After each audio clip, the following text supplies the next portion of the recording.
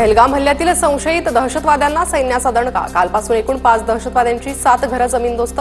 पुलवामा, कुलगाम, त्राल, बिजबेहरा आणि शोपियान भागात कारवाई। कुलगाम जिल्ह्यातील माटलहामा भागात मोठी कारवाई। दहशतवादी हल्ल्यातील संशयित झाकीर अहमद गनीचं घर उद्ध्वस्त, तर छोटीपोरा भागात दहशतवादी शाहिद अहमदचं घरही उद्ध्वस्त। 2002 पासून दहशतवादी कारवायांमध्ये सहभाग होता। पुलवामामध्ये संशयित दहशतवादी एहसान शेखचं आणि आसिफ शेखचं घर उद्ध्वस्त। 2018 पासून दहशतवादी संघटनांसोबत सहभाग होता।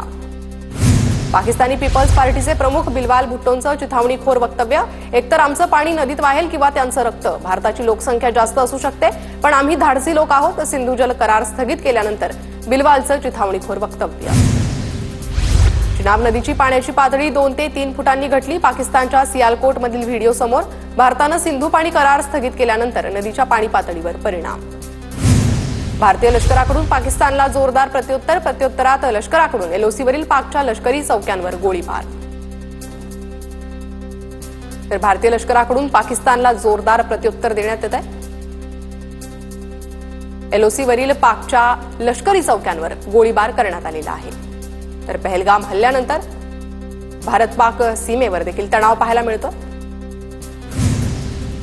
बलुचिस्तानमध्ये मोठा हल्ला। पाकिस्तानच्या 10 सैनिकांचा मृत्यू झाल्याची माहिती। बलूच लिबरेशनच्या सैन्यानं बलुचिस्तानमध्ये आयडीचा स्फोट घडवल्याची माहिती।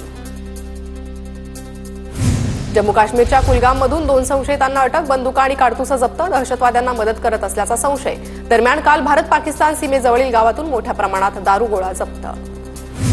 पहलगाम हल्ल्याचा कट फेब्रुवारी महिन्यातच शिजल्याचं समोर। फेब्रुवारी महिन्यात पाकव्याप्त काश्मीरमध्ये जगातल्या मोठ्या अतिरेक्यांचा मेळावा। लष्कर-ए तोयबा, जैशसह हमासचे अतिरेकीही सहभागी होते। पाकिस्तानला एक थेंबही पाणी मिळणार नाही। केंद्रीय जलसंधारण मंत्री CR पाटलांचं मोठं विधान। 30 वर्ष पाकिस्ताननं दहशतवाद्यांना मदत पुरवली। पाकिस्तानचे रक्षा मंत्री ख्वाजा आसिफ यांची मोठी कबुली। अमेझॉन, फ्लिपकार्ट आणि मिशोनं काश्मीरला डिलिव्हरी थांबवली। सूत्रांची माहिती। राष्ट्रीय महामार्ग बंद असल्यानं डिलिव्हरी थांबवली। काश्मीरमध्ये फक्त हवाई वितरण सेवा उपलब्ध असल्याची माहिती। सीमेवरील तणावानंतर जम्मू काश्मीरमधील सरकारी रुग्णालयांना अलर्ट जारी। सरकारी रुग्णालयात 24 तास कंट्रोल रूम तयार करण्याच्या सूचना। गुजरातमध्ये 1000 बेकायदेशीर बांगलादेशी घुसखोरांवर कारवाई। गुजरातच्या चांदोला परिसरात रात्री उशिरा शोध मोहीम। सुरत पोलिसांची कारवाई। भारत पाक तणावाच्या पार्श्वभूमीवर डीआरडीओला मोठं यश। हैदराबादमध्ये स्क्रॅमजेट इंजिनची 1000 सेकंदापर्यंत यशस्वी ग्राउंडवर टेस्टिंग।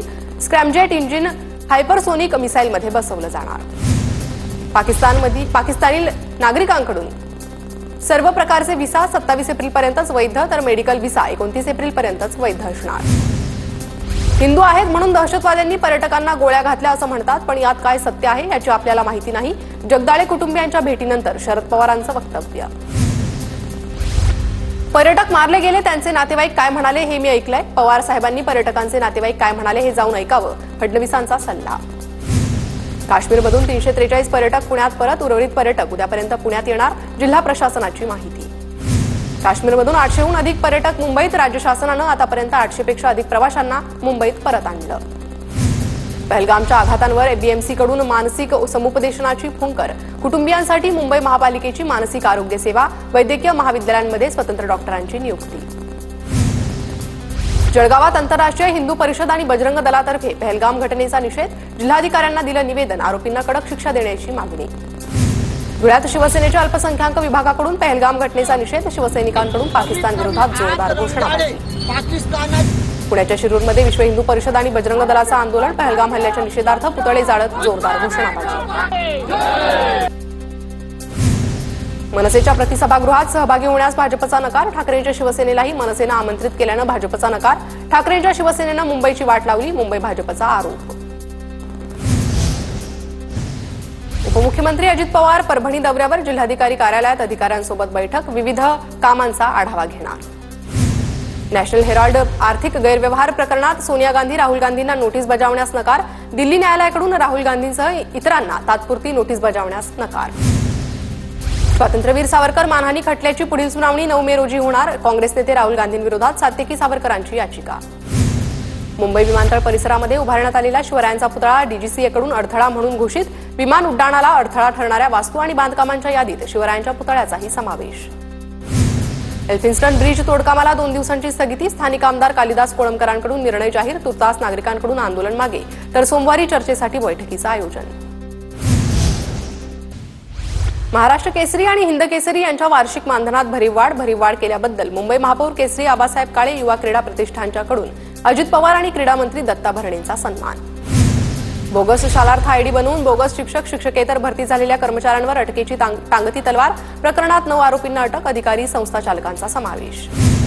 छत्रपती संभाजीनगर शहर पाणीपुरवठा योजनेचं काम संथ गतीनं. संपूर्ण कामाचा रोडमॅप सादर करा. मुंबई उच्च न्यायालयाचे जीव्हीपीआर कंपनीला निर्देश. नंदुरबारमधून जाणाऱ्या नेत्रांग शेवाळी महामार्गाच्या कामासाठी 3000 झाडांची कत्तल होणार. पहिल्या टप्प्याच्या कामासाठी देखील हजारो झाडांची कत्तल झाली होती. दुसऱ्या टप्प्याच्या कामासाठीही कत्तल होणार. बुडणाऱ्या मुलाला वाचवताना आईसह आत्याचा मृत्यू. चिपळूण येथील खडपोली रामवाडी येथील घटना. देशातील पहिला एआय युक्त जिल्हा होण्याचा मान सिंधुदुर्ग जिल्ह्याला मिळणार. 1 मे रोजी एआय जिल्ह्याची घोषणा होणार. 3 दिवसांपासून बीडमधील तापमानात वाढ. उन्हाचा पारा 43 अंशावर. उकाड्यानं लोक हैराण. नाशिकमधील इगतपुरीच्या बांबळेवाडी शिवारात भीषण पाणी टंचाई. स्वखर्चानं टँकर मागवून तहान भागवण्याची वेळ. तत्काळ लक्ष देऊन पाणी पुरवठा करण्याची मागणी. जळगावातील जावळ्या हॉस्पिटलमधील बालक मृत्यू प्रकरणी कारवाईची मागणी. पालकांचे जिल्हा पोलीस अधीक्षकांना निवेदन. गुलाबराव पाटलांच्या पाळधी गावात शिवसेनेचं सदस्य नोंदणी अभियान. सदस्य नोंदणी अभियानासाठी पाटलांची दुचाकी वारी.